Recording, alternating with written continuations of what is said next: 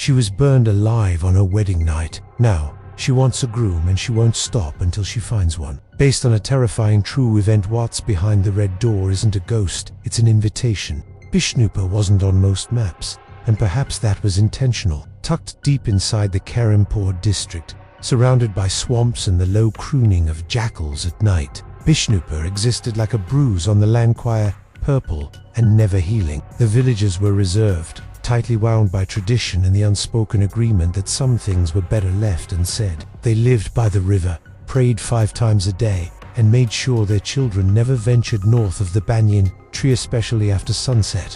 Why? Because of the red door. The house beyond the tree had no name. The villagers didn't dare speak it aloud. An old colonial structure with walls now eaten by mildew, its most striking feature was a heavy front door, always painted a wet, glistening red, not a faded crimson or rustic maruno. This was fresh, blood red. It shone unnaturally even under moonlight, and no one, not even the painter, was ever seen. But every year, on the same night, 22nd Boishak, the red was renewed, thick and gleaming, as if the house itself bled from the front. Children grew up fearing it. Elders told tales in hushed tones. A wedding night that ended in flames. A bride who never left her bridal chamber. A scream that cracked mirrors. Some claimed they saw her through the upstairs window wearing her scorched red sari, hair hanging like wet rope, whispering to the night. No one entered the house in 37 years. Rafiq Ahmad didn't believe in ghosts. At 29, he had faced everything from snake charmers in the Sundarbans to the skeletal remains of an opium den in Old Delhi. His YouTube channel, Urban Phantom, thrived on the haunted hype. Abandoned hospitals, jinn mosques, graveyard houses. He had grown numb to the fear. Most ghosts are just stories, he told his audience during a live stream. But even stories leave clues. The message came anonymously. Red Door House Bishnupur. If you film what's inside, you won't need another episode. Cryptic, dramatic. By the next day, Rafiq packed his gear: thermal cameras, EMF readers, high sensitivity mix, and rented a friend from a local media agency. Nabi insisted on joining. "You've got a death wish," he joked, but he came with 2 drones and a backpack full of charged batteries. It was a 3-hour drive from Dhaka, but as they entered Bishnupur, things began to feel off. The air grew still. The GPS stopped working. Locals refused to give directions, their faces turning pale at the mention of the red door. Eventually, a boy barely 12 took their money and pointed north. "You'll find it, or it'll find you," he whispered. By late afternoon, the house came into view. Wild weeds wrapped the walls like a noose. A raven perched above the porch, unblinking. But that door stood redder than anything Rafiq had ever seen. It looked wet. Still filming, he walked forward. "Urban Phantom family, we are here," he whispered to the camera. "Behind this red door is a legend buried for decades. Tonight, we open it." He reached for the handle. It was warm. The door creaked open, slower than expected. Inside, a rush of air spilled out, damp, heavy, thick, with the scent of rotting flowers and old smoke. The hallway was narrow, its walls once white, but now greenish and peeling. Portraits hung crookedly, faces blurred with age, or perhaps something darker. The smell reminded Rafiq of burnt incense mixed with hair. As they stepped inside, Nabi muttered, "It's like the house is breathing." They explored slowly. The camera recorded everything. Cobwebs hung like curtains. A shattered mirror lay at the end of the corridor, reflecting nothing clearly like time had melted inside it. Rafiq reached the drawing room, where a grand chandelier hung, though no light touched it. Everything felt frozen in mid-movement, like the house had paused mid. Upstairs, the air grew colder. Their EMF reader began to blink erratically.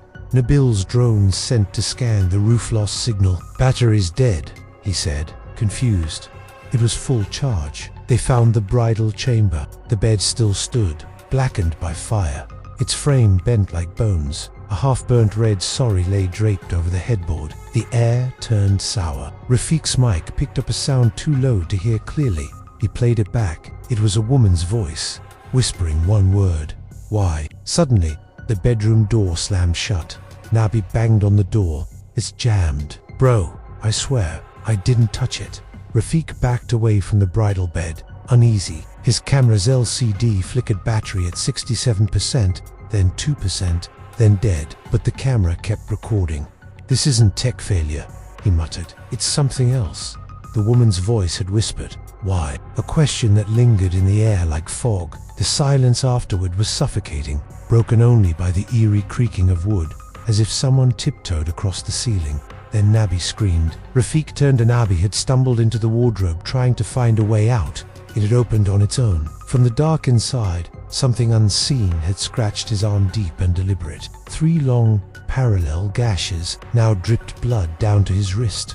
"Nabi, that wasn't a nail," Rafik whispered, staring at the clean cut. It was like claws, animalistic, but they had seen nothing, heard nothing move. Suddenly, the walls began to hum. Not a sound, but a feeling, a low-frequency vibration, like grief had a sound wave. The chandelier overhead swung slowly, though the air was still. Then the lights came on, but not electric ones. The oil lamp in the corner flared up by itself. The glow was yellow, warm, and flickering, casting shadows on the walls. But their shadows didn't match. Rafik moved his hand, the shadows stayed still. And then, the shadows smiled. They finally forced the door open after several minutes of brutal shoving. Once outside the bedroom, the temperature shifted again. Warmer, wet. The house smelled of old rain and dead petals. They decided to leave. Only the front door wouldn't open. Not jammed, not locked, just gone. The red door was no longer there. In its place, solid concrete, a wall. "This isn't possible," Nabi muttered, frantically touching every inch. "We didn't hallucinate that door." Maybe it was never real," Rafik said, dazed in desperation. They turned back to the house and found something waiting. A small wooden table, old termite on top of it, a wedding photo half burnt, a bride with half her face scorched. Beside it, a thick leather-bound diary. It hadn't been there before. Rafik opened the diary. Written in perfect Bengali script was a single name, Jorna. She was the bride. The house had belonged to her husband, a zamindar's mentally unstable son. Their wedding took place during monsoon season hence. The name Jorna, which means waterfall. The diary told the truth. She hadn't died in a fire. She was locked in this house. The fire was a lie. She was burned alive on purpose by him. Each page grew darker. As the writing deteriorated, scratch marks appeared between the lines, burnt fingerprints, a line that read, "I'm still in this house. I never left" at the last page. Something was written in blood. "She is not looking for freedom, she wants company." Suddenly, a knock.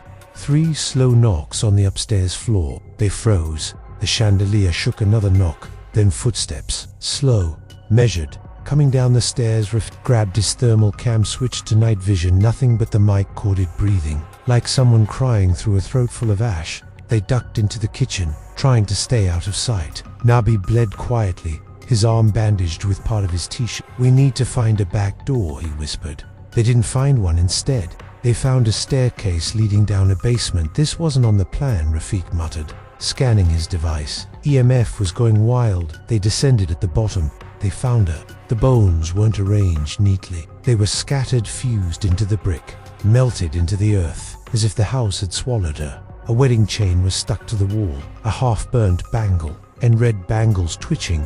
Then, a voice, not a whisper this time, but clear, sharp, hateful. "You're in my home now." And the red light returned not from lamps, but from the very walls, as though the house itself bled from within. They ran up the stairs, through the hall, slamming open every door they could find. But the layout was changing. Doors led to different rooms. Mirrors reflected faces that weren't theirs. At one point, Nabi opened a door and saw himself dead on the floor, throat cut. He slammed it shut, sobbing. "I think we're not supposed to leave," Rafik said, his voice cracking. "She doesn't want us dead, she wants us here." They reached the living room again. The red door was back, wide open, but beyond it was not the outside. It was a hallway longer than the house should allow, walls dripping red. Wedding songs began echoed from the end of the corridor. "She's recreating it," Rafik said. "Her wedding night." The song grew louder, and then the scream. Not a human scream. Not quite. They didn't walk down the hallway. The house pulled them. Candles lit themselves as they entered the chamber at the hallway's end. It was decorated like a wedding night. Red bed sheets, garland, a mirror covered in... Someone had laid out a bride's sari and she was there. Not flesh, not spirit, something in between. floating inches above the ground, hair trailing behind her like smoke, her face half beauty, half charred bone, one eye gone, one eye blazing red. She looked at Rafik. "You came," she said. Rafik couldn't speak. She raised her hand. "You are the groom now." And Nabi was lifted off the ground, choking, gagging, twisting as invisible hands tore at him. Rafik screamed, rushed forward, but he was pinned to the wall, bound by shadows. "You film pain. Now feel it." Rafik's camera fell to the floor, still recording. Jorna hovered above Nabel's limp body, caressing his face. Then her voice shifted. "You're not the first." Behind her, dozens of shadows emerged, men, all different, all wearing wedding attire, all dead. "My husband brought them to me, again and again, until he died. Now I bring them." She turned to Rafik. "You believed in stories. You wanted content." She reached toward his heart. "And now you will be one." But something changed. Rafik whispered one word. "Sorry." She paused. That red light dimmed. She screamed on, ear-piercing wail that cracked glass, and then fire. The house ignited, but it was not destruction. It was release. Hiauzwa's letting go the red door burst open this time, revealing dawn. Rafik woke in a hospital in Karimpur. Nabi was in ICU, alive, barely. Burn wounds, no memory. Police found them unconscious outside a collapsed house. No house stood there now. Only ash, but the camera survived. Rafik uploaded the footage, the last frame before the camera shut off. Jorna's face smiling behind her. Dozens of red doors. Not one. Many a new one still opening, all across the country. Rafik deleted his channel, but the footage spread. People wanted to see. And somewhere, in some forgotten village, a new red door waits, still wet, still warm, and still whispering.